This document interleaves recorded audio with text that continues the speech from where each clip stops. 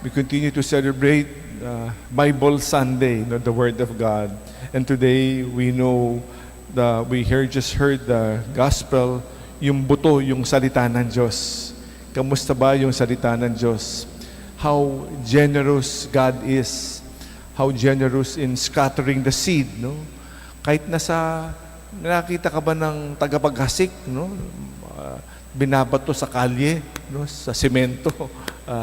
It is ridiculous, no, to plant, but we are asked to plant everywhere, no? Kahit alam natin na hindi magbubunga, patuloy tayo maghasik ng mabuting balita, patuloy tayo maghasik ng salita ng Diyos.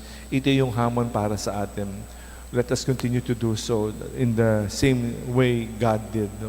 At alam naman natin, many times naghahasik tayo, pero hindi naman tayo aani, no?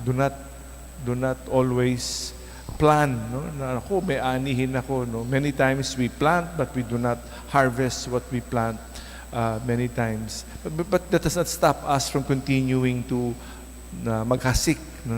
Lalo ng mabuting balita, the Word of God. It is very, very important. And of course, the recipient, no? Iba-ibang klase, iba-ibang uri, parang tayo. Anong klase ba tayong recipient sa salita ng Diyos? Ito yung hamon sa atin.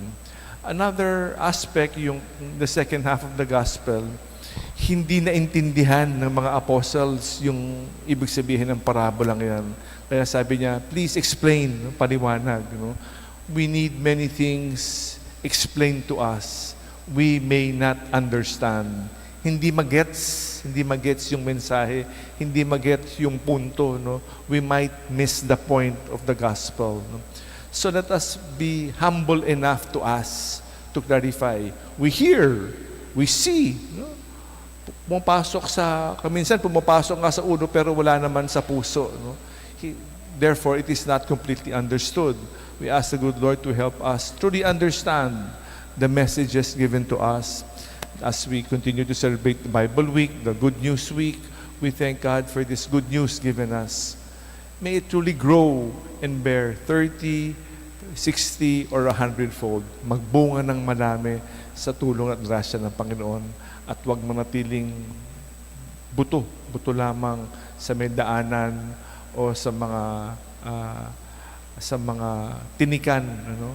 Kundi sa mabuting lupa, matabang lupa na matuloy na maglalago at mapaghasik natin sa buong mundo. We continue to celebrate Bible Week.